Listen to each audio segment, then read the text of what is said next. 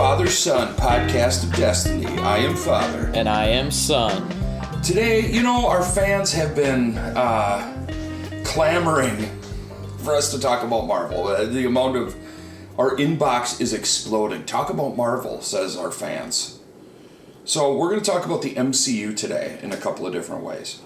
First thing we're going to do, we're going to talk about... because we answer our fans, right? We give the fans what they want. We do. Everything that they want. Keep the customer satisfied, right? Exactly. And that's what we're about here. That's our mission. That's our vision here at the Epic Father-Son Podcast of Destiny. So we're going to be talking about three things vis-a-vis the MCU. One, we're going to just review the recent Guardians of the Galaxy movie. Guardians of the Galaxy, beloved by all. We're going to talk about how does it fit with the other two. How does it fit? How good is it really? And truly and honestly. And we might talk spoilers. Yeah, there's going to be some spoilers. There's going to be some spoilers for Guardians 3. It's a good point. So if you haven't seen it, shut us down now. And literally watch it right now. It's on Disney+. Go watch it. Because I think we can agree it's worth watching. It's worth watching. Before we even get into the details. So number one, we'll talk about Guardians of the Galaxy 3. The epic conclusion. Spoiler. Yeah. Number two, we're going to talk about... we're going to give you our... Each of us are going to give you our top three and bottom three in the entire MCU. And number three, which will segue nicely... We're going to close with some serious hot takes. Marvel hot takes. MCU hot takes. And we're just going to come up with these on the fly. I don't think we've prepared any. So we're just going to be just going, Yeah, actually, we're not prepared for anything at all on this podcast. And that's what we're about here on the Epic Father-Son Podcast of Destiny. Spontaneity, really shooting from the hip, giving it from the heart. We want to give the fans the real us. The real us, the honest truth, without being burdened with preconceived thought or consideration of any kind. Because who wants that? Come on. Not me. We want instant reactions, just our immediate feelings. Don't think, just feel it, baby. Just feel it. No, that's not actually what we're about here on the Father-Son Podcast of Destiny, but we're also about the realities of life, and that we didn't have a bunch of time to prepare for this, but we still wanted to do it, so let's get it. Run it. Iggy, before we talk about Guardians of the Galaxy, is this the time for you to explain to us the distinction between Marvel and Marvel Cinema and Marvel Cinematic Universe and Sony? Or should we do that after we talk about Guardians? I don't know if it matters. I think people, if they care enough, they probably know. If Our they fans don't, probably know. If they don't know, they probably don't care. Yep. Is my thinking. It's fine. I'm guessing 100% of our devoted listeners probably know what the MCU is compared to Marvel. Yeah. But maybe when we get to section 2, we'll actually have you give a second to explain it. So, Guardians of the Galaxy 3. Iggy, go. I thought it was great. We watched it Wednesday night. Dad and I watched it because it just came on Disney+. Wait, no, it was Thursday night. This week at some point. I don't know. Yeah. And then I saw it back in May in theaters, opening week. He didn't actually invite his father. He wanted to hang out with his friends. I did. I went with some friends. So, Dad hadn't seen it yet. I just stayed home and cried. Basically. I think it's really, really good. We're going to get into it, but I don't know. It's, for me, now watching all three, I think it's kind of the perfect conclusion to the trilogy. But I don't know if it's the best movie in the trilogy. If you know what I mean. I don't know if they could have concluded it better. Interesting. I think that the character arcs that are ended throughout the three films are all almost perfect. Yeah. So, especially Peter. But yeah, it was a little bit weird at the end. In terms of the ending of character arcs. The thing is, you have these sort of intergalactic misfits that have come together and learned how to sort of be a family together. And at the end of the thing, it had this weird, and then the band's kind of breaking up because, we don't have time. We don't have time to practice or whatever. I got a lot of homework or whatever their issues were. But then they're kind of but there's still going to be problems in the universe, and we're going to still guard the galaxy. as they're all kind of leaving. And I just thought it was a bit bizarre as an ending in terms of wrapping up. It was like the thing with Star Wars 9, where they kind of go, we want bad things to happen, but we don't want to have any actual consequences of them. Like, they were all like the band's breaking up, and you're kind of like, no, I get that. You got to run your course. You know, that's your moment, right? Walk off. Right? To thunderous applause. And they're like, but we could still do stuff, right? Or, like, can we still be friends? It was like there was the breakup at the end, which wasn't acrimonious, so that was good. But then there was still the sense of still be friends, right? Like there was a desperation to kind of still hold on to it and not feel like it ended with a break. Yeah. Speak to that. I don't know. I think each character ended in a place that made sense. Like, especially for Peter and Rocket, their whole arc throughout all 3 films, I guess all 5 films now, has been that of they're just kind of running from their past, what happened to them at the beginning of their story. We didn't see the beginning of Rocket's story, but we have now seen it. And Rocket confronts that in this movie. At the end of this movie, he, with the line, whatever, it's Rocket Raccoon, and then he shoots the guy. That was pretty awesome. And then Peter Quill, at the very beginning, he feels as though his grandpa abandoned him. Yeah, and he has to go back. And he goes back to his grandfather. So, I mean, and it was kind of funny. It was funny. I don't know, though. Like, and because all of those characters are kind of done. Like, right, no, I get that. Like, Peter's old. Gamora's old. Yep. Nebula's kind of old. Drax is old. Right, you know, I noticed too, it was other than the female character, like the 2 main male characters, the Drax and Star-Lord. It was a little bit like the 20-year high school anniversary, where it seems as if everyone had swelled, like everyone got bit by a bee. Yeah. And just sort of thickened a little bit more than you would think for a superhero. And there's a little bit of like kind of washed out Thor in whatever movie that was. Oh, yeah. Or like, you know, Moof Milk Luke on the island of Moof. Where you get that, okay, but it was done. I get that. The only thing that bugs me, I would have been happy with the ending of them just kind of parting ways. But they had said some things in that final scene where they're all together. Like, oh, but we'll still always be Guardians of the Galaxy together. But no, but you're not. Yeah. It was just that typical sort of emotionalism that didn't have any basis in actual reality. I guess I'm just old-fashioned. But that's not a major thing. That didn't, like, wreck the movie. Here's some things that bug me. Another thing that bugs me. They really over-relied on the, which you won't know this reference, but the Quentin Tarantino Reservoir Dogs slow-motion crew walk, where they're all walking together and everything goes. And they did that about 8 or 9 times. It was hilarious. And it was funny, but at some point, like, let's get after it here. Yeah. It got to be a crutch. These aren't critical things. And the last thing is, okay, 2 more things. One, it was a lot of fetch quest. Yep. Which just gets annoying. I did like the way that Rocket was the MacGuffin, and all the fetch quests and all the things had to do with getting the MacGuffin.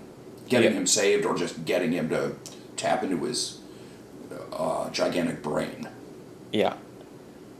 And finally, the comedy, while in most respects worked, I felt was less integrated into the story. Like, it felt a little more forced than it had in the past, too. And like you had mentioned, it's a lot more yelling. Than the first ones. Right. Well, than the second one. First one had some yelling. So for those reasons, to me, I feel like number 3 is not as good as the first 2. It's still a really fine movie, and I enjoyed it a lot. And those are my negatives. Yeah. Do you have any negatives? I think it didn't need to be as long as it did. Yeah. I think the content and plot and story justified a 2-hour, 15-minute movie. Maybe not a 2-hour and 30-minute movie. Yeah. There Take was out 17 of the slow motion walks, and now you just shave 15 minutes. There was a lot of slow motion walks and a lot of like, ooh, look at our spaceship again. Which I get it. Spaceships are cool. Mm-hmm. I agree with cool spaceships, but you spend a minute on spaceships in the film, and it starts to add up when you have all these different shots of spaceships. Yeah. This brings up an important topic real quick. I don't know. What is our take on cool spaceships? Do we agree with them or not? And I would nuance, I generally tend to agree with cool spaceships unless they're wrong. Because I have to draw a line somewhere. Like if a cool spaceship comes in and just says something that's dead wrong. She-Hulk JD is the greatest show ever to be released in any format ever, says the cool spaceship. I would say, whoa, whoa, whoa, whoa, whoa. You're a cool spaceship, so generally I would agree with you. But in this case, you're wrong. So I think it's important to distinguish between the universal of the cool spaceship, in which I agree, versus the particular instances where they might be wrong. Yeah. So in those particular cases. Okay, so you agree with cool spaceships, but there were too many of them. Yeah, no, I generally like cool spaceships, and it was incredible visual effects in the movie. But there was too much of it. It felt kind of dragged in some scenes, and I'm not sure why. I guess maybe it was those slow scenes, but Did it feel that way in the theater, or just when we watched it the other night? So we started kind of late, and there was a little bit of a sense of, then we had to make popcorn and go potty break. it didn't feel like dragged. It just felt kind of like, okay, this movie's still I don't know. It wasn't nearly as bad, but it was still a little bit. Okay. The epic. What do you call the ending? The climax. Conclusion? The climax Yeah. didn't feel very dramatic, as it could have for me in the theater, because of how much time felt wasted. Okay. By that point, you're just tired and okay, the movie's still going. I'm still interested, but it's not like. Yep. Pacing is a really critical part of making a truly excellent movie. Yeah. And that's got to be difficult to do when you have all kinds of elements and you're trying to do a bunch of stuff in the story. There was so much going on that I don't know if they could have taken that much off. Yep.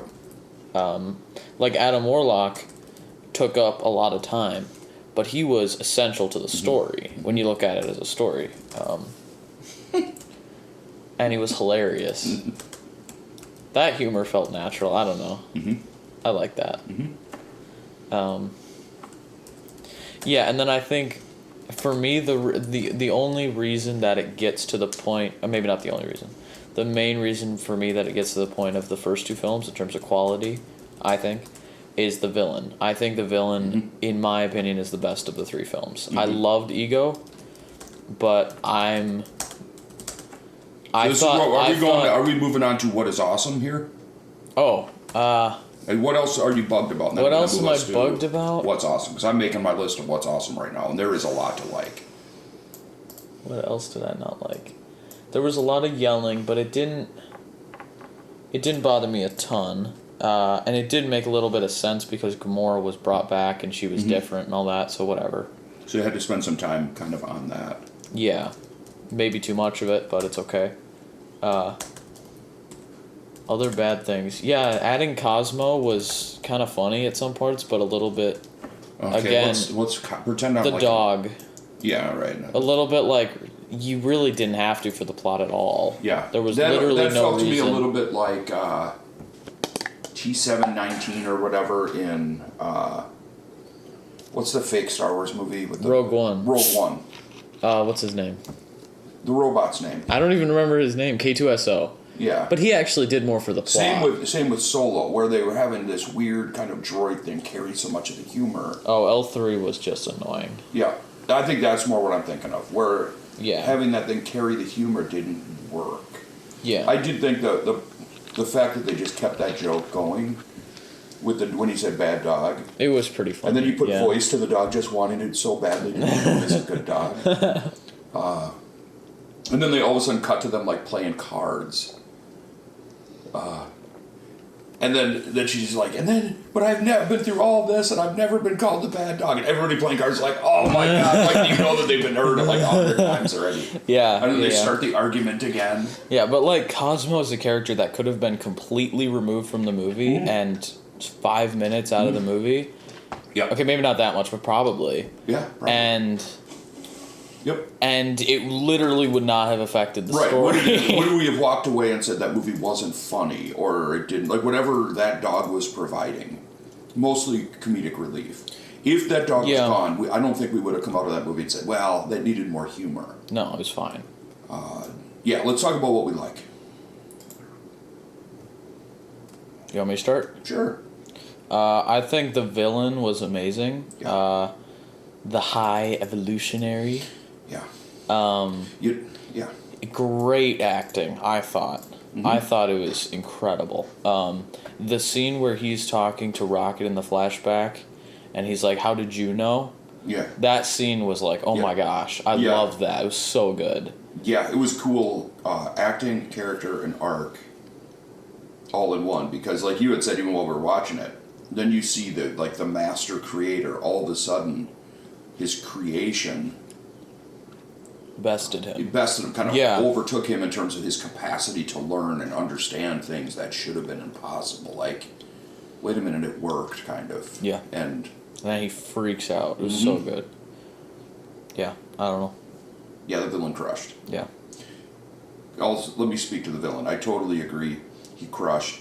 And his pushing of the plot of this, it was kind of like a transhumanist thing. Obviously, it was animals, but they were very humanized animals, obviously. And Yeah. it had a transhumanistic thing, like taking what is the essence of this creature and who cares, because I want to create something better and something more perfect than what has been given. Right. Which to me is fantastic. And it brings out a plot that has to do with technology basically destroying everything and running amok, and madmen running technology, running amok, which is basically the story arc of the 21st century underneath everything. So Yeah. to me that was fascinating. And you were right, I thought he played it really well. Yeah. I agree with that. Villain crushed. I think we can agree with that. Yeah. I think he's the best of the trilogy. I think he's definitely better than Ronan, or whatever his name was. Was it Ronan? What's wrong? The guy, the purple guy with the staff from the first movie? The villain of the first movie. Yeah, the first movie I didn't even care about the villain. It was just awesome, and they were funny, and Right. it was a great adventure. Yeah. So yeah, I'll say that for the end. The Rocket arc Yep. was fantastic. So more so than any of the arcs in the other of a particular character, I loved seeing how bad it was. It got dark watching that, right? Like, who wants to see a cute little raccoon Yeah. tortured? Yeah. But then how he kind of got out of that, and then all of that time running, and finally, I'm not running anymore. I was so, even more so than number 2, where like he has to go after his dad, and when Rocket finally turned and like, oh, I want him to destroy this guy, so like I was all Yeah. for like some savage violence, Yeah. just because I was so behind the character, and it wasn't even about revenge. It was about like overcoming the limitations and the horror that this villain had placed on his life, and it was cool. Yeah. Yeah. It was cool. I was all in on the Rocket character arc. Yep. And you it's a think? raccoon. That's part of the thing for me Dude. is the special effects on this movie, while maybe not being like Lion King 2019 good, I thought for the animals were like incredible. I thought so too. Like I I was never really kinda felt like I was shocked. watching a fake whatever. Like the No. raccoon came to life and it worked. And it was talking, but I mean, what are you gonna do? So Raccoon. before we to tie a bow on the Rocket arc, this goes also to the comedy in the movie. Those stuff that really did work because it was a funny movie. All that time after all those 3 movies, he goes and finds that cage full of little raccoons, and he sees them. They has that connection. Then he looks up and sees like the cage is labeled raccoon, and he realizes that whole time like he Yeah. actually is a raccoon. Yeah. Like that was really funny to me. Yeah, and then it goes into the scene where he finds the High Evolutionary and says, "I'm Rocket, Rocket, Raccoon." Yeah, and he kind of Because- just claims it. Right, and that was his title. He was always called Rocket Raccoon in all of the comics Oh, for okay. all time. And it was weird because in the movies they never called him Rocket Raccoon. He was always just And he called always Rocket. fought the title raccoon. Right, and so Fought he raccoon. finally embraces I'm Rocket Raccoon as like Yeah. his title. Yeah. It's kind of cool. See, this is the kind of inside knowledge you can come to expect from the Epic Father Son podcast of Destiny. Can't find this anywhere else. No. Mm-mm. Okay. The Adam Warlock character was really dumb and really hilarious. Yeah, I was okay I'm with a it. Warlock, Mum! He's like fighting with his mom, and he's totally incompetent, ridiculous. It was hilarious. He was hilarious. And just So funny. Yeah. Some of the humor. Drax was hilarious in it when they land on that like alien planet. And they're like, we've come in peace, and like the whole town is kind of coming, and they roll a ball to him, and you just know, like, this is not going to end well at all. Drax picks up the ball and looks at it, he just throws it right into the little kid's face. Oh my and knocks him gosh. over. Dude, Drax on the couch. Oh my He god. keeps laying down and putting his boots on the couch. Well, that's why is it diagonal like that, or why is it horizontal? Yeah. And I thought the grandpa at the end, when Star-Lord finally goes back and kind of meets his grandpa again and reconciles, and then they show him sitting there, he's like eating a bowl of cold cereal. Oh, yeah. Grandpa's reading the newspaper, and he's like, yeah, I don't mind cutting your grass, but, like, you have did he have a grandson who lived with him? Well, he was talking about, like, the neighbor. Oh, okay. Neighbor's got a son who's 45 years old, perfectly capable. Like, why do I have to do it? Yeah, and you just sitting there watching me cut the grass when he could do it. And the grandpa's like, don't even get me started, or something like that. It's just cool to go from, like, Star-Lord to, like, guy sitting there talking about weird, domestic stuff with his grandpa, eating a bowl of cold cereal. And then the legendary Star-Lord. The legendary Star-Lord. I think it's funny, too. Easter egg, right? On the newspaper that he was reading, the grandpa, it said on the side of it, Kevin Bacon abducted by aliens. was literally what it said. Awesome. And it was like in the big bold text so people could see it. That's awesome. Yeah, so I liked which is a reference to the greatest special ever created by any company ever. Next to the Star Wars Holiday Special. I disagree. That was have you seen it? No. They probably won't even release it, right? Because it's a total embarrassment to everyone. No, I don't think you can watch it anywhere. Yeah. Maybe I don't even know if they saved it. They probably just burnt it. I saw that on television as a kid. Burnt all the tapes. I was like, I didn't care. Like, really? It was like Star Wars. I didn't care how bad it was. Like, oh my god. You were just like, oh, there's the little Ewok, and like, oh my gosh, dude, I'm 11 years old, and like, Star Wars was still new before we like enthroned ourselves as judge and jury over everything Star Wars does. We just let them be artists, and we received whatever crap they threw at us and loved it. I liked the legendary Star-Lord and Gamora thing because she was having none of it, but it was working, and you got that feeling like those two were kind of made for each other. It was working. It didn't ultimately work at the end, but it was working. She was grinning a little bit. He was getting through. If he stayed with it, he would have won her heart again, I think. Yeah, but I think the perfect conclusion, because it is a tragedy. The story after Infinity War is kind of a tragedy for them because it ends with "Were we fun," which was so good. I thought it was delivered so well by those two actors. Like, she's walking by and she's like, "Yeah, we were fun." Yeah, and he's like, "Yeah," and they're both kind of tearing up, and then she walks away. I thought that was incredible. That was cool because they both, like all the characters in the Guardians, left. They all went their separate ways to do their own things, and Star-Lord really needed to go on his own. And I don't know about Gamora, but we'll see. Well, except a couple of them. And I am a fan of Gamora. I think Zoe is great at those kind of parts. Like, she was great in the, the big epic green or blue alien movie. The highest grossing movie of all time. Yeah, those two movies. Yeah. I didn't see the second one. She was just great in that first one. And she was awesome in Star Trek, too. Like, she's just really good at kind of sci-fi chick thing. She just does it really well. So I think in terms of their solo career, she's got a good chance of selling some records. Right. Final analysis, Guardians 3. Where does it fit? I would like to mention one thing. Yeah.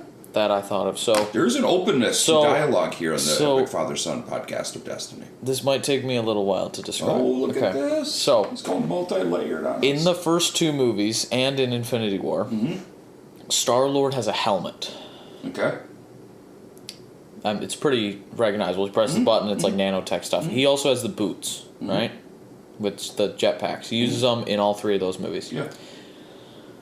For whatever reason, he doesn't have them in this movie. This is a creative decision that I am very, very disappointed that they went with, because that was kind of his signature thing. Okay. Do you know why? I don't. And they've had interviews with the director and stuff who's basically just said, like, yeah, he forgot him or something dumb. Just dumb excuses, which, okay. He didn't want them to be part of the story. Okay, whatever. It's a creative choice. But there is a scene at the end of the movie. Star-Lord is out there in space, right? And Groot's thing freezes up and all that. Yeah. The inevitable, like, Mary Poppins scene. Yeah. After the great Princess, what's her face? Princess Leia does the Mary Poppins, and ever since then, Mary Poppins has become kind of that's like a motif throughout Disney. Anyway. But, you know what he could have done with that helmet? You know what I mean? Like, in the first movie, he uses his helmet to save Gamora, and then gets caught. I was thinking, like, literally while watching this movie in the theater. Why doesn't he just use his helmet? Not only that, but in the theater, I thought of this. I'm watching him in space. I'm like, okay, right before whatever happens. Okay, so Gamora's going to come over, somehow has his helmet, gives him the helmet, and calls somebody to save them. It's going to be the opposite of that scene. Yeah. And they're going to make it work, and it's going to be a perfect ending. That was what was going on in my head while watching that scene. Didn't happen. And I was disappointed in the theater. I was like, that would have been awesome, because you have the exact opposite of what happened in the first movie from the other character. And it would have made sense in the story. You could have made it work. Whatever, right? But I was a little disappointed that not only that the helmet wasn't in there, but it's kind of interesting. I thought of that while watching it, and then I was disappointed that that didn't happen. Okay. So I was like, oh, I see what they're doing here. And then it was just, what's his name? Warlock, which... How much of that... I don't know. No offense, is just hardcore geekery. Like, the thought never crossed my mind. And I've seen the first two. Yeah. No, it's totally just... I mean, I did know, like, okay, that looks kind of like that other scene where somebody was out there dying. I was like, oh, that would be so cool. Yeah. I thought it would, but director was going in a different direction. Makes sense, whatever. I was just a little disappointed while watching it. I get that. And I'm sorry that you've been made to suffer this outrage. And he should have had the helmet the whole movie, because the helmet was what made him cool. The helmet was kind of what made him cool. Well, I don't know if I should go that far. I wouldn't. But... Because I didn't even notice. That was his thing. Until you just said it, that he didn't have a helmet in the blaster boots or whatever. Really? Nope. Thought didn't even cross my mind. That was like his thing that he wore in the first two. And Infinity War. It'd be interesting to know why they made that creative decision. All right. Top 3, bottom 3. All right. So what I'm doing is we're bringing up our list of all the Marvel movies. Now we're limiting to MCU. We're doing the Marvel Cinematic Universe.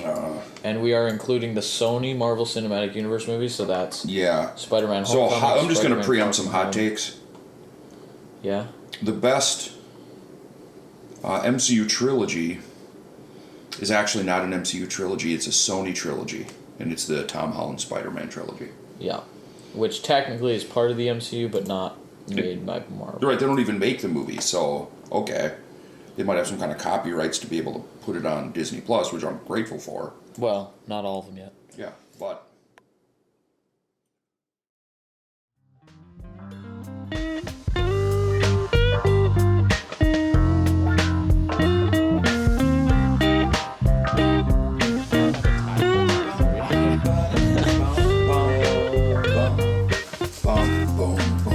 Alright, we are back at the Epic Father-Son Podcast of Destiny. Worst 3, best 3, Marvel Cinematic Universe.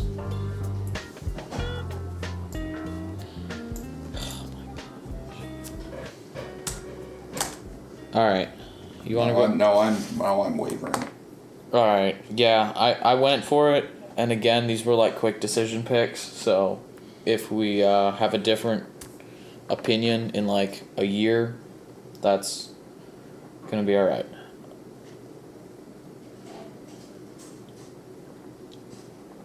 Okay. Do we want to do this like you give 3, I give 3, you give 2, like that kind of thing? We'll each give 3 and 2, and then we'll each share our number 1. Whoa. Alright, we're doing worst first. Yep. Give me your 3 and your 2. My 3, I have The Incredible Hulk. Okay, tell me Alright. why. It's... Okay. Alright. So, it's not... I don't know. There are aspects to which I like it, but as a story and as visual effects go, I will say certainly, it has significant problems in relation to the rest of the Marvel movies. Mm-hmm. It does. The visual effects are really, really bad. Mm-hmm. And the characters, especially Betty Ross, feel very, very, very stale and super just like boring to watch. Who's the guy who plays Hulk? Ed Norton. Ed Norton. I think he's pretty good. Okay. I don't like him as much as the new guy. New guy, right? Mark Ruffalo. Mark Ruffalo. Yeah, the new guy. The new kid in town. Yeah. But I don't love either of them. I think they're fine. Hulk is not a character that I enjoy all that much. He's fine. Avengers Hulk is fun, but after that and before that, it's just kind of for me. I agree. So they turned him into an absolute clown show after Avengers. Yeah. And he was scary and awesome, and Mark Ruffalo crushed it in Avengers, but I'll talk later about Avengers. I'm sure you will. But yeah. I'm going to jump on the Ed Norton conversation. So third last for me is Incredible Hulk. Yep. And I'm going to say, I could not stand Ed Norton as that character. You want to see Ed Norton do what Ed Norton is good at doing? Put him in, I guess in the Fight Club movie he was good, which you haven't seen yet, and won't until you're a grown-up. Or put him in the movie with Funky Bunch, where they have to go steal stuff. Hey Teresa! What's that movie with with Marky Mark and the Funky Bunch, and Ed Norton is the bad guy, and they have to go steal a bunch of gold with the little mini cars? Italian Job? The Italian Job. Thanks, honey. He was great in that. What he's great at is being a guy that you kind of don't like. Like, he's good at being that villain guy that you really want to punch in the face. And so, seeing him as the Hulk, or as Bruce Banner, who's supposed to be a sympathetic character, I had trouble sympathizing with him or liking him in any way. Like, in his acting, I don't know what he's like personally, but in his acting, he always seems to portray a character that I don't like. It's kind of like every time I see Willem Dafoe, no matter what his role is, I see him as basically a horror movie, terrifying, terrifying creature. I don't know, he might be a really nice guy. I'd be like, can you sit on the other side of that wall when we chat, Willem? That might be more creepy, though. Right. Because then you're like, what does he look like now? Yeah. Yeah. But anyway, that's my take on, like, Hulk came really close to getting into my list. Oh, really? Almost exclusively because of Ed Norton as, But it didn't. It didn't, but we'll Okay. get to mine What's in a sec. your- what's you're your going to do three? 3 and 2, then I'll do 3 and 2. Okay. My number 2 is Ant-Man and the Wasp: Quantumania. Oh, that movie stunk. Okay, again, like Hulk, there are aspects and characters that I really like in this movie. In Hulk, I really liked Thaddeus Ross. In this movie, I really like Kang. Okay. But terrible special effects, in my opinion, for the age that we are now in. Crazy whack pacing. And Kang, who is this insanely crazy, powerful, quantum realm, time-traveling villain, gets beaten by literal ants. I don't love the plot of this movie, and I also think there was a lot of wasted time. There was just a mess. And actually, now that I'm thinking about it, this might be my number 1, but whatever. Yeah. It's okay. It's a bad movie. That movie fought for number 1 on my list. Didn't make it, but it fought for it. And this movie is a mess. The only thing that I think redeems it is probably Kang, and I don't know if he can do that.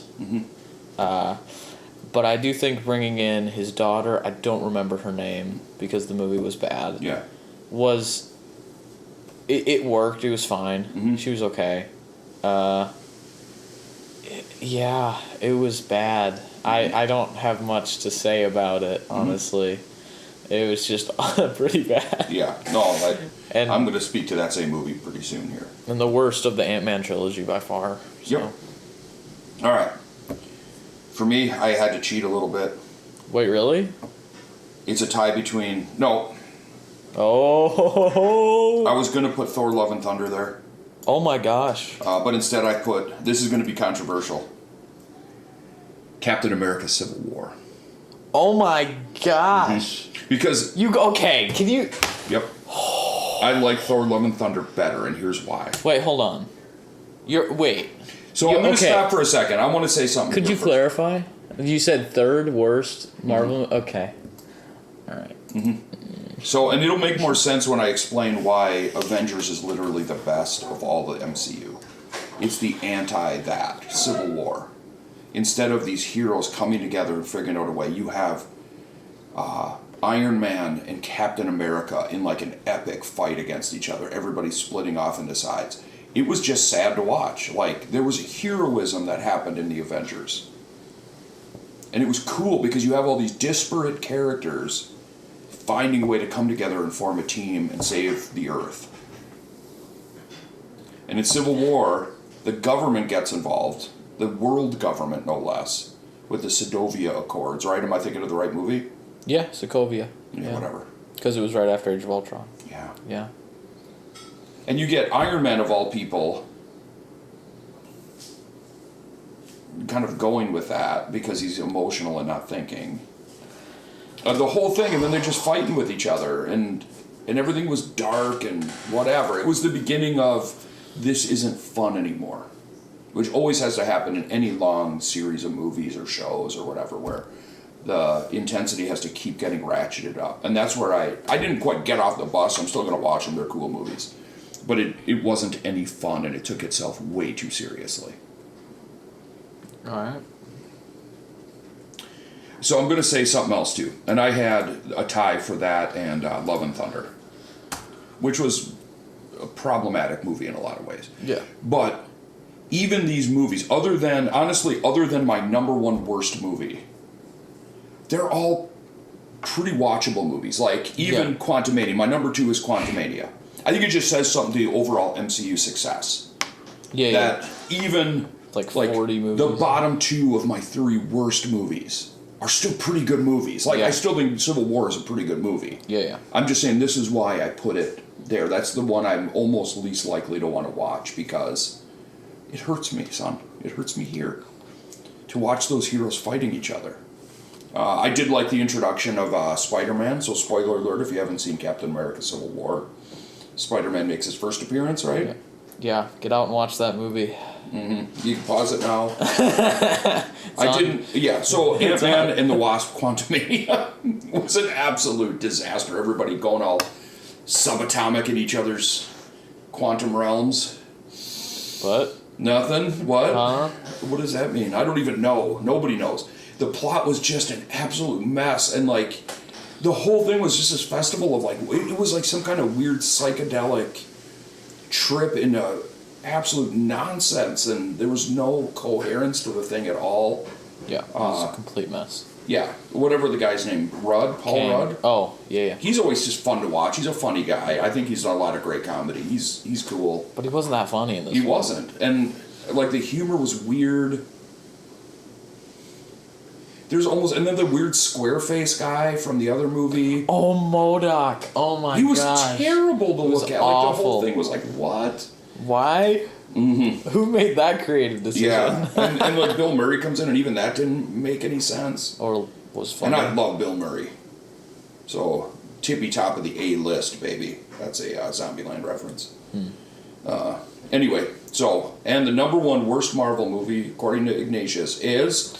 Thor: The Dark World. Okay, yeah, that was pretty bad. What did you have? Captain Marvel, which you haven't even seen. I have not seen Captain Marvel. Yeah. Is it that bad? Yeah. Okay. It's like, it was just such an obvious, like, we have to really, like, make women better than men, so let's do this. Like, it just wasn't that good of a movie. And then the aftermath and reception of it, anytime you would suggest anything that it wasn't actually a good movie based on the merits was just thrown and gaslighted and thrown aside as misogyny. So like what you're doing right now. What do you mean? How you're talking about it could be thrown aside. Well, no. No, what's problematic about it is instead of making a good movie, They had a vehicle for feminine empowerment, which is fine, but it doesn't. When you're making, okay, we're taking a gigantic step back. When you have an ideology and you force an art form to push forward that ideology, it almost without fail makes the actual art that you're trying to make lousy.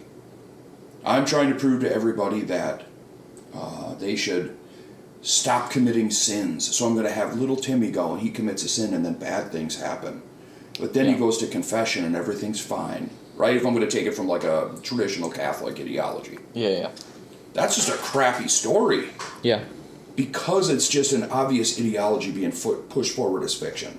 So I'm not mad that they want women empowered. Like, that's not the point. I'm saying that their insistence on that trumped the ability to make good art. It was a crappy movie.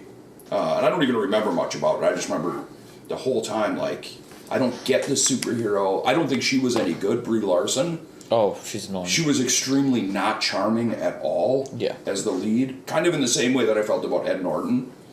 Like, I just can't sympathize with you at all. Like, I don't like your portrayal of this character. I don't think she's compelling at all. Yeah. And it was all just weird kind of magic, and like, we're floating, and we're a hero. And then they made her like the toughest superhero ever. Yeah, she's like the most powerful. Yeah, what? Who is this person? Was that even a character? What do you mean? Like in the comic books?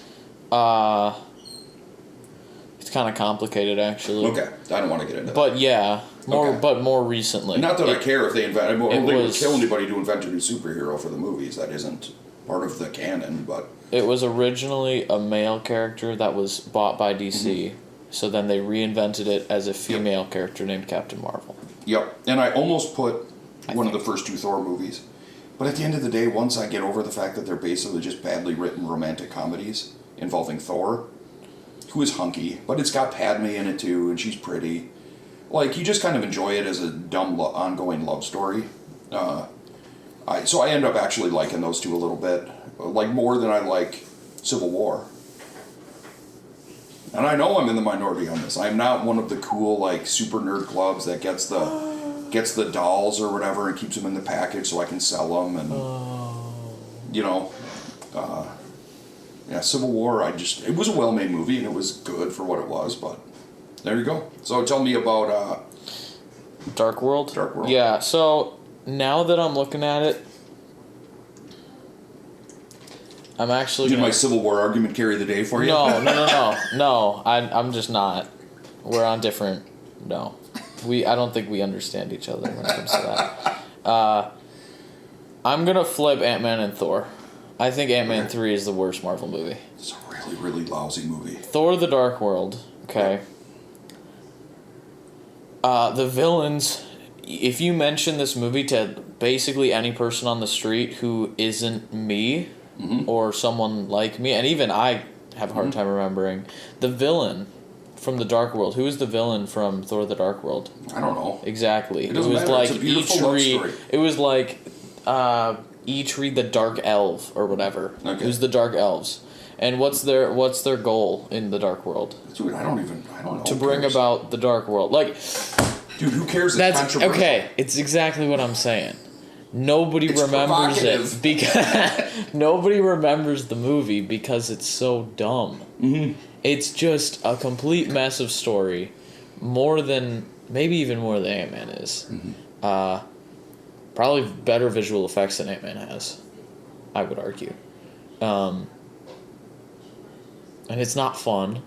It's not funny, and the romance is really dumb. And there's not as much of it as there is in the first one, so it's less. The only redeeming part of it is Loki again, but that's just me. We can disagree a little bit. And Odin. Odin is good too. But that's Thor: The Dark World. Okay, so just to characterize the first two Thor movies, really, they're so bad. Later on, you can maybe cue in some like dramatic synthesized, like Princess Padme, dedicated scientist, has been unlucky in love. When the Norse god Thor literally falls from the sky, can they find a way to bring their worlds together and somehow make their romance work? Oh my gosh. That's basically at least the first Thor movie. And then Thor: Love and Thunder just wrecks all of it. Yeah. Thor: Love and Thunder I enjoyed that movie. Yeah. All right. Top 3. Best 3. I'm going to start. All right. Captain America, number 3. Captain America: The First Avenger. Oh, That is a great. I think it's great hilarious that you have Cap 3 on the bottom and Cap 1 on the top. Like, I would just flip those. Captain America: First Avenger is so great. It is so great. He is a cool, and I really went to that movie expecting to dislike it. Oh, he's all perfect and like doing the right thing, but it was just such a cool arc.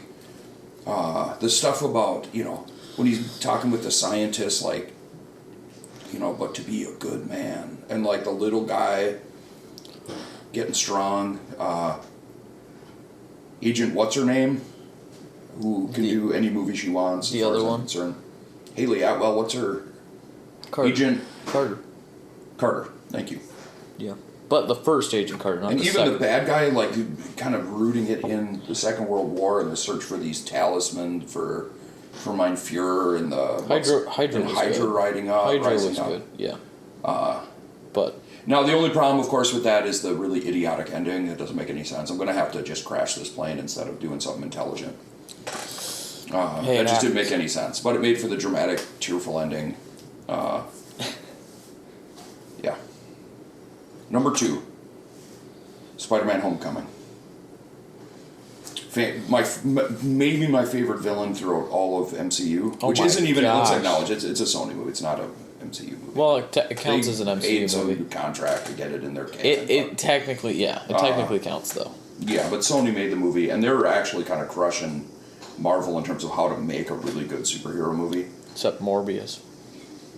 Whatever, I don't know. Spider-Man: Homecoming had the best villain in it. Michael Keaton, whatever that villain's name, the guy with the wings, whatever you call him. He was Vulture. Awesome. Vulture, sure. He was awesome because he was a regular dude, and his motivations totally made sense. And honestly, the scene where Peter goes to pick up, like the relationship with Peter and Ned was absolutely charming and hilarious. Tom Holland was a revelation in that character. He was so good at playing both Spider-Man and Peter Parker. The cute love with him and the girl. Didn't work out though. No, it didn't. Spoiler alert. Yeah. But when he goes to pick her up for prom, opens the door, and it's the Vulture standing there, and he's her dad. I didn't see it coming, and I literally almost hit the floor in the theater. I remember I was with Mr. Ardondo. Yeah. You remember him? Yeah. We just went to the cheap theater when we still had a cheap theater, and we had fun watching that movie. He's a good guy. We had a great time. But then we both were like, oh! We didn't see it coming at all, and it was really one of those delightful plot surprises, and they hit the ball really well. It was cool. And that whole scene in the car where the tension she keeps revealing stuff, and you see him putting it together. Funny. And Peter's just squirming, and what a great scene of tension. And Keaton is just such a great actor. He's done so much great stuff. I'm Batman. Sorry. He was a great guy. No one expected him to be awesome in that first Batman, and then everyone saw it and loved it. Okay. That's historically, he really did kind of crush that first Batman movie back in the mid-'80s, late 80s. So I absolutely, and I loved the smallness of the story compared to how gigantormous the Marvel problems became with the guy with all the bling on his fingers with the rings and the diamonds or whatever. Do you really not remember his name? No. Really? Yeah. I don't live in this universe. Thanos, okay. Thank you. The guy who was the villain of the... Mm-hmm. Okay. Yeah, that guy. Yeah. Whatever his name is. Oof. All right. Mm-hmm. And he was collecting bling or whatever from across the universe. And those movies don't count as the best, and they're going to be sitting somewhere kind of in the middle because they got unwatchably huge and long and ridiculous. And the whole thing with Thanos... Everybody watched them, though. The whole thing with Thanos was, dude, why don't you just make more food? Would have stopped the entire plot of just the most overblown, ridiculous... And those are good movies, too. They're fine. But just one basic, like, instead of killing half of everybody, why don't you just make more food if you got so much power? Just sort of shoots the whole entire thing, cuts the legs out of the entire thing. So those can't be the first on mine. But Spider-Man Homecoming was... I mean, the last Spider-Man was pretty fantastic, too. But I just loved... I was so charmed when the first Spider-Man movie came out. I just thought it was fantastic. So those are my 3 and 2. What do you got for 3 and 2? So, for 3, this is really hard for me. Like, I honestly... It's kind of a 5-way tie, if that seems a bit extreme, because I can't... seriously. I have all 3 Guardians movies. I have both of the first 2 Spider-Man movies. I can't decide. I can't pick one of those. I don't know. Okay, then I know what your number 1 is. Okay. I think, honestly, it's probably Guardians 3. Okay. It's not Far From Home. And if it's not Far From Home, it's probably not going to be Homecoming. Okay. So then you have it's to pick probably another Guardians 3 or Guardians 2. Okay. It might be recency bias, but I'm really into Guardians 3. So I don't know. It's probably Guardians 3. I actually like Guardians 1 the best of the really 3. Yeah. Wow. I think it's my least favorite of the 3. But so I'm going to go with Guardians 3 as my number 3. Okay. But again, there are 4, maybe even 5 others that I also really like. I would also include Shang-Chi. Shang-Chi was pretty cool. Shang-Chi. That was a cool movie. I love. We should watch that again. That was a cool movie. Amazing. Because I don't remember really what happened. I just remember thinking this is cool, and I was all in. It was really good. I just don't have any gray space for remembering specifics about like who's the guy with the bling. Oh, Thanos. Okay. Yeah. And probably Iron Man 3 would be up there too. So there's a lot of them that are up there that cool. I really That's a controversial movie, but I love that movie. But yeah, like there's my top like 20 are all movies that I'm like crazy about because like, oh my gosh, the movie's so amazing. Oh my gosh, the movie's so amazing. So whatever. Number 2, I have to go with Avengers Endgame. Okay. I get it. It's long. It's very, very long. There are maybe like 500. How many superheroes can we cram into one screen at the same time? Maybe to the point where it could be watched in 2 parts. Yeah. I wouldn't personally because I feel like it's kind of an experience. It's an event film. And it made a lot of money. Yep. It worked. I think it was like after Infinity War, which is also an amazing movie. It not only tied up almost all of the... Well, it did. Tie up all the stories from the last, 20 films. But it also set up new ones. It also referenced those in a really cool way through time travel. Spoiler alert. Watch Avengers Endgame. It's great. All while staying true to every single character that was involved. The ending of Tony Stark was pretty fantastic. And, yeah. Tony Stark, Black Widow, it was all great. And Tony Stark, just by the time you get to that movie, he's just such a beloved character. Robert Downey Jr. was so good in that role. And I heart Tony Stark. Yeah. And Iron Man. What a great character. And I don't know why, but I've always particularly liked Endgame more than all the other ones. Well, obviously not more than all the other ones. Because I do like time travel. It does interest me. And it set up all of the shows that have come out since then and stuff, all the new stuff, which... The time-space continuum and all that? Yeah, hit or miss, yeah. So that's Avengers Endgame. I don't know. I really like it. And your number 1 is? Yeah, I have Spider-Man No Way Home. You got Avengers, probably. Hey, tell me about... Yeah, I have Avengers. Tell me about Spider-Man No Way Home, which I could have put as number 3 over Captain, probably. So, Spider-Man No Way Home was the first Marvel movie I saw in the theater. 2 years ago. And I had seen the first 2 Spider-Man movies. I'd seen Endgame, all that. Part of it was the experience of seeing it in the theater. It was, that was a significant part of it. Not to diminish your take on it, because it really was a fantastic film. I had also seen, I think, at least 3 of the different other Spider-Man movies, so I had familiarity with the other characters. it brought everything together. It didn't have to, but it did. They brought in the other universes in a way that I don't think they could have done much better. Mm-hmm. It was incredible. The three characters together were so good and funny. Yeah. And they culminated it all in an ending for Tom Holland. And it was still his movie. It was still Spider-Man's movie. Mm-hmm. The first time he kind of became Spider-Man. Yep. In a way. But his sacrifice at the end, there are those who Spoiler. don't like it. Yeah, big spoilers. Go watch the movie, guys. Oh my gosh. His sacrifice at the end, I loved. Okay. I loved it. Mm-hmm. The full that scene at the end. Mm-hmm. When he goes to the coffee shop. I believe, honestly, for me, top 2 scene in all of Marvel, for me. That 3-minute dialogue, I love it so much. It's so good. He walks in, and he's talking to her, and he sees Ned and MJ happy. They're going to MIT, all this stuff. And then he doesn't talk to her because he realizes in that moment they are happy. Mm-hmm. And that's what he wanted. And that's all he wanted. And if he goes back into their life, the same cycle is going to continue. Mm-hmm. And he realizes that in the moment. Mm-hmm. I thought it was so well done. I love that scene. And hot take here. This is a bit of a hot take. Green Goblin is the best Spider-Man villain, period. Yeah, the no, best, I agree with that. The best movie Spider-Man villain. I know you like Vulture.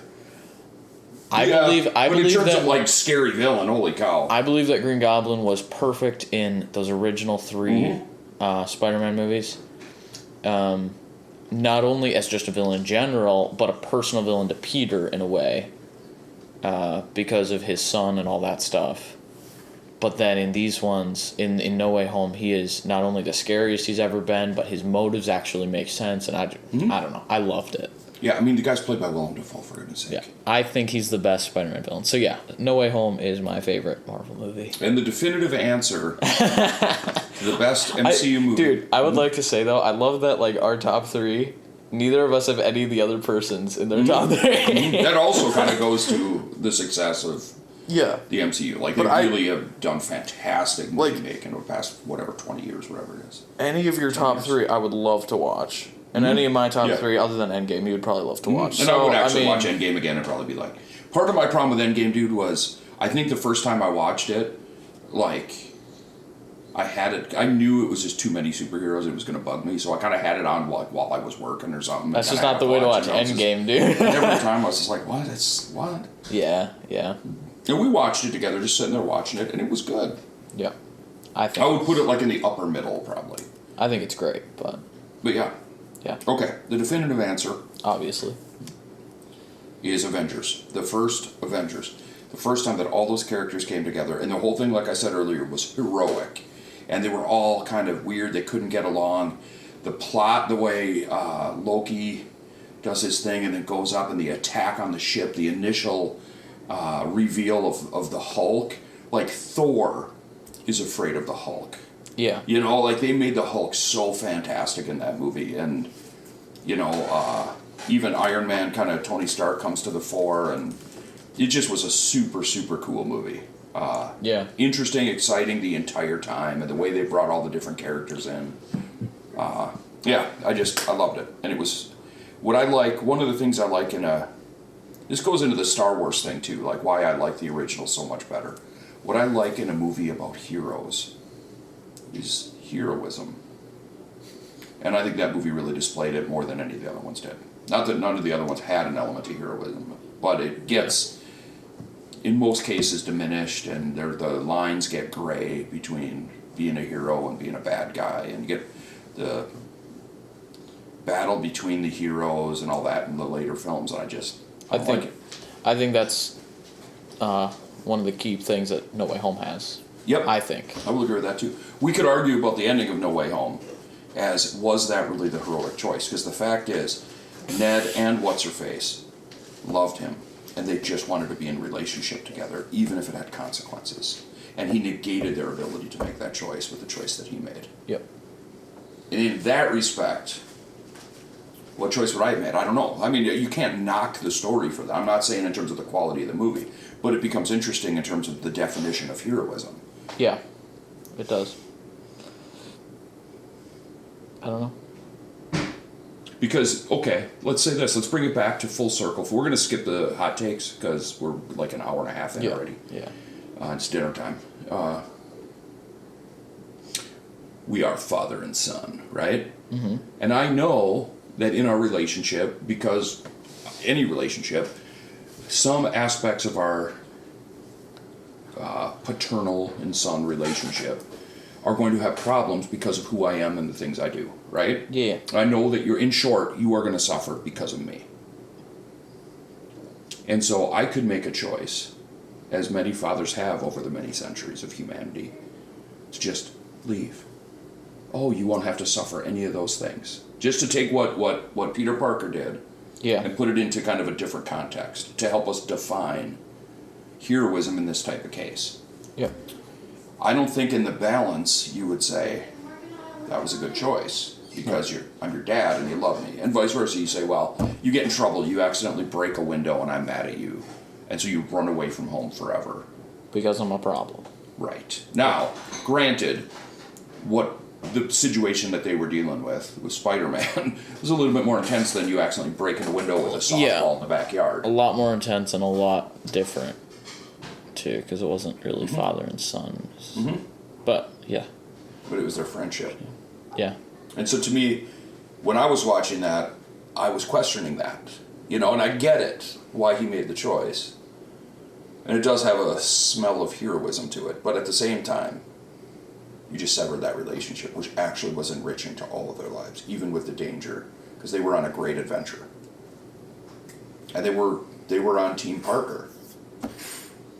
I don't know. It has a little bit of like the lone, I must always do it myself, when really they were better together. Yep. That's the challenge. Do I say that it hurts the movie at all? No. But it begs the sort of metaphysical questions about heroism. Yeah. Which I can tell you're fascinated by. Obviously. Do you have any quick hot takes?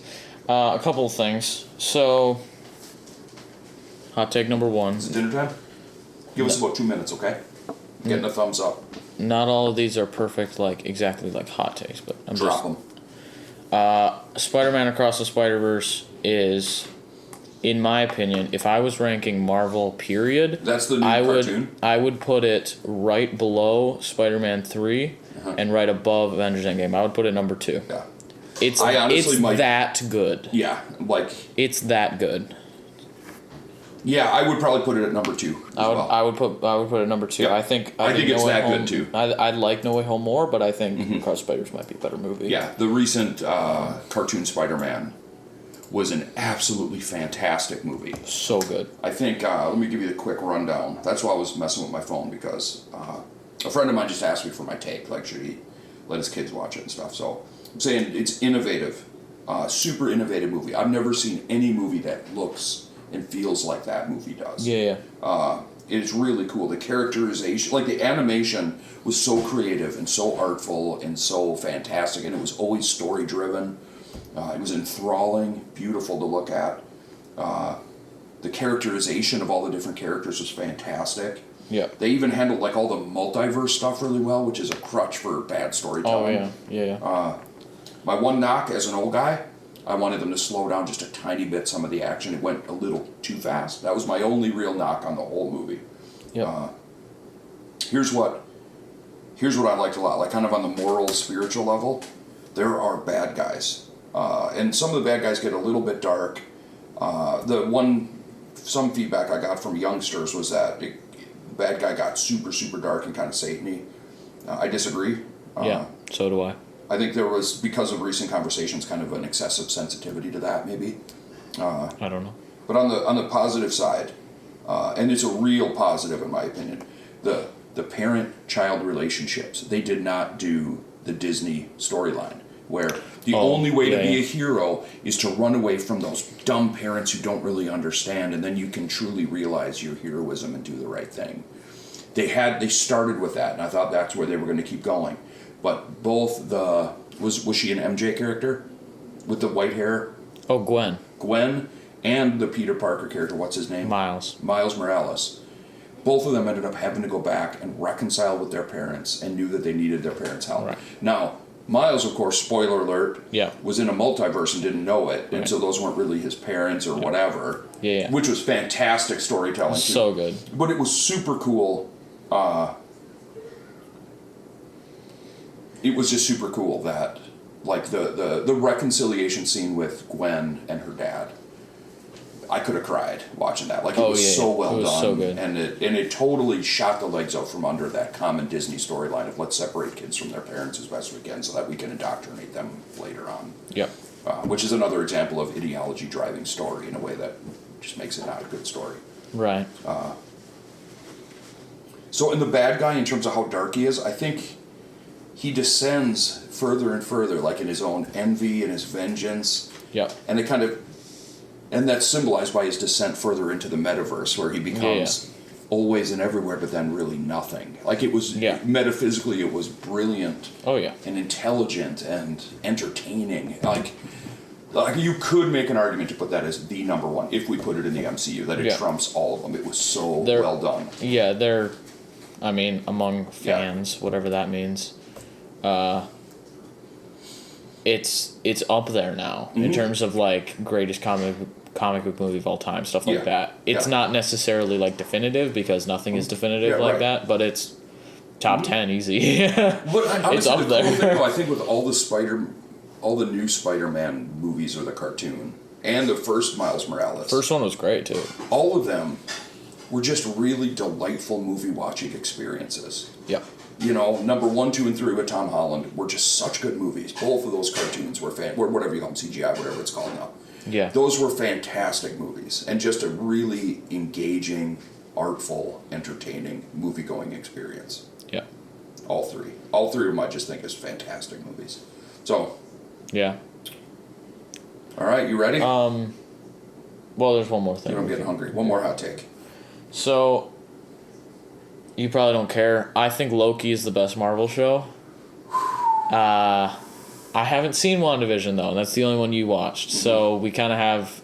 I've watched, like, all the other ones. Does Agents of S.H.I.E.L.D. count?